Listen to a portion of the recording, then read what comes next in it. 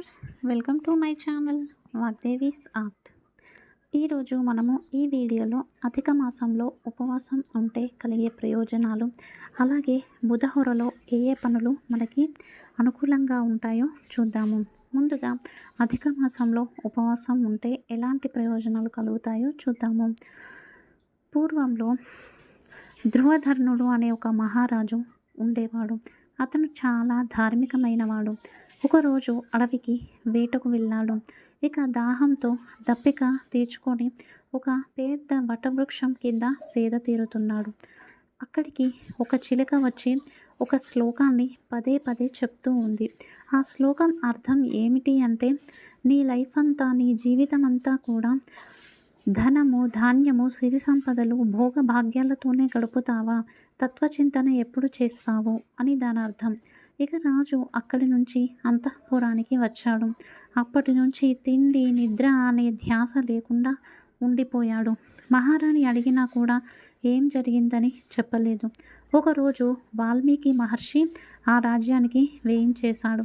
ఇక ఈ రాజు వాల్మీకి మహర్షికి అర్ఘ్యపాదాలు ఇచ్చాడు.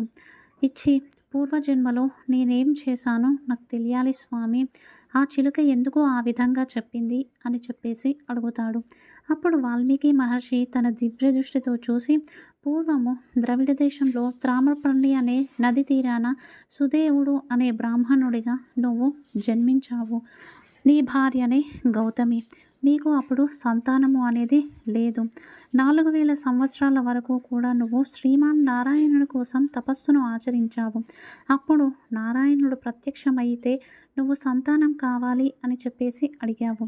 అప్పుడు నీ లలాట లిఖితంలో సంతానమే లేదు కాబట్టి మరేదైనా కోరిక కోరుకోమని చెప్తాడు.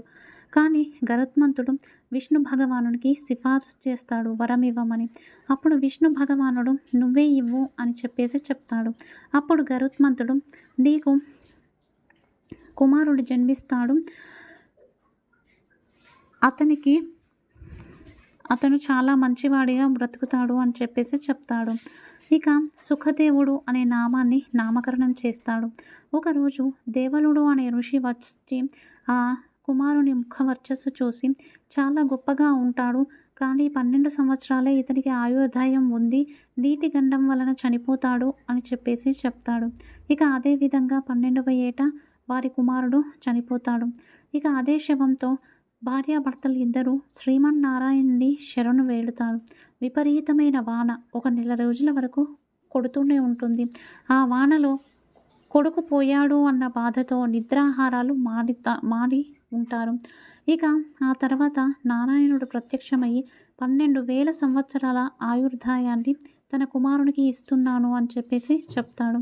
ఆ విధంగా వారు జీవితంలో బ్రహ్మలోకంలో ఉండి మిగతా 1000 సంవత్సరాలు జీవించి తదుపరి రాజదంపతులుగా మీరు జన్మిస్తారు అని చెప్పేసి చెప్తాడు.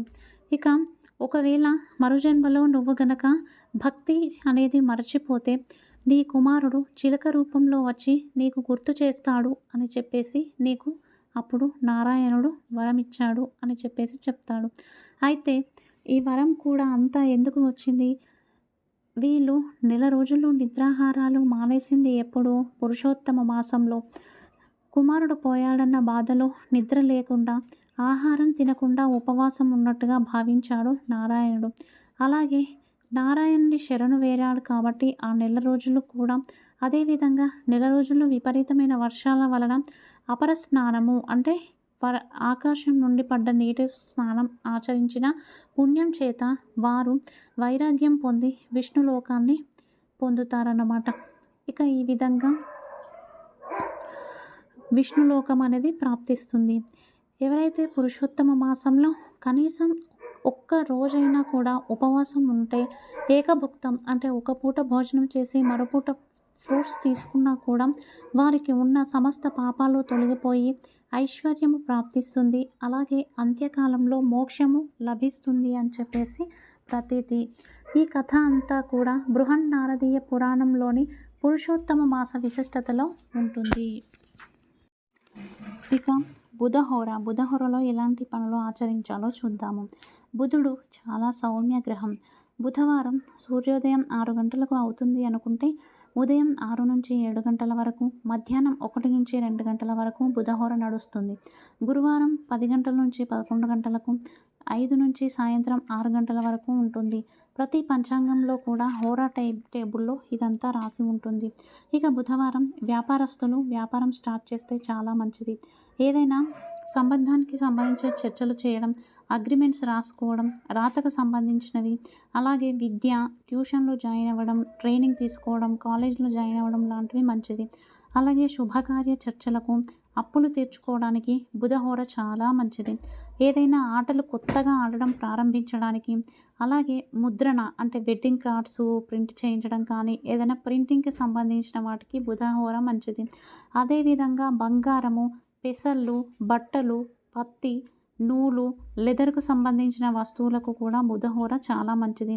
ఏదైనా రాయబారాలు చేయడానికి, అదేవిధంగా ఏదైనా తగాదాల విషయంలో చర్చలు జరిపించడానికి కూడా బుధవారం చాలా విశిష్టత కలిగింది.